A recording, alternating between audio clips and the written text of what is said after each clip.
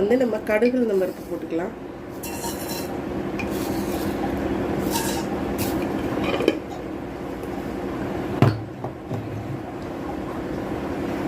அது வெடிக்கட்டும். இப்போ கடுகு நல்லா வெடிச்சிருச்சு. என்ன பண்ணிடுவோம், ஒரு ஸ்பூன் சீரகம் போட்டுருவோம்.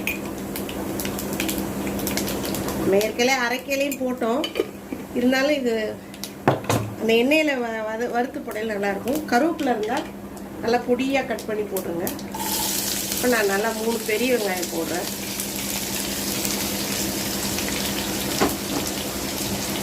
இது கூட உங்கள்கிட்ட வந்து கேரட்டு, பீன்ஸ் இருந்தால் கூட நீங்கள் அதையும் சேர்த்து போட்டு வதக்கிக்கலாம்.